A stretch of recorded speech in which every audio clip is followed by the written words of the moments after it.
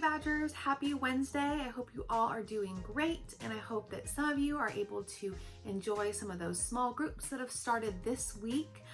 If you are interested in joining a small group, go ahead and send me a Schoology message. I'm happy to let you know what's being offered to see how you can get the opportunity to come on campus if you'd like to do that. All right, so as you know, we are in October, and if you watched my Wellness Wednesday video last week, it is National Bullying Prevention Month, the month of October, and we partner as a school with PACERS, which is the National Bullying Prevention Center, and we have a fun week next week called Unity Week, and the whole purpose of that is that we're gonna come together and stand together against bullying and stand together for including others. And so we've got a lot planned through ASB next week, so check out the schedule when we post it later on in the week. So to continue the conversation that I talked with you about last week about bullying, today I would love to talk with you guys about how to identify when bullying is happening and what to do about it.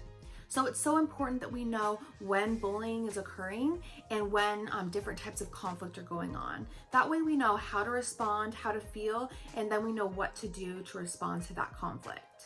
So when you think about conflict, there are really three types of conflict that I'm going to share with you all today. So I would label the first type of conflict rude.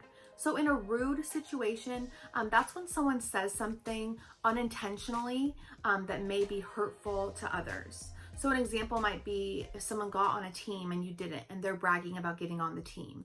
That can be considered rude. They may not have meant to hurt your feelings, but it did. The second type of conflict is mean. And in a mean situation, that's when someone says something intentionally hurtful on purpose, maybe once or twice. So maybe you got in an argument with someone and they said something mean to you, or someone was just in a bad mood one day and they said something mean that hurt your feelings.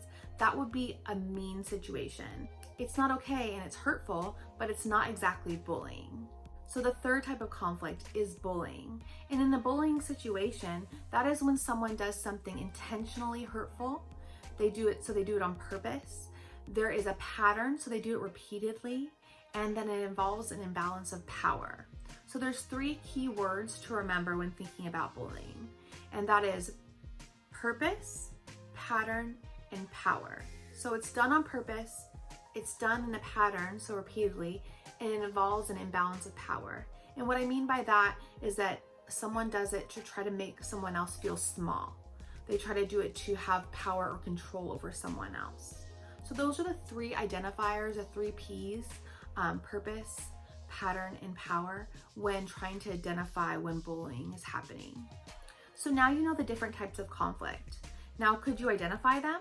I've attached a handout below with all the information I'm going over today, and it will include examples of different types of conflict, and you get to decide when looking at each scenario what you think that is, and then there's an answer key as well attached for you to see if you are right. So now you know the different types of conflict, but how are you going to respond when each of these different types of conflict may happen? Now I'll go over how to handle and how to respond to these different situations of conflict. So if a rude situation occurs, it's really important to give that person the benefit of the doubt. If something happens and you're not quite sure why it happened or what was behind it, it's important to think of other options. Consider that that person may have not noticed that they hurt your feelings, or they didn't intentionally mean to hurt you. If it still bothers you, it's really important that you talk to a trusted adult about it. Maybe run it by an adult that you trust and ask them what they think about the situation and how they think you should respond. If these rude situations continue to occur, it's really important at that point to talk to a trusted adult, and then maybe confront that person that is doing those rude actions or saying those rude things, and explain to them how those things have hurt your feelings. Above all else, if you don't know what to do, consult with an adult that you trust first. They can help you weigh your options and decide how to move forward and overcome that situation. So in a mean situation, when a person says something or does something mean and it was obvious that it was intentional, it's important to address that situation in the right way. Remember, mean situations aren't bullying, but they're still wrong and they're still not okay. You have two options.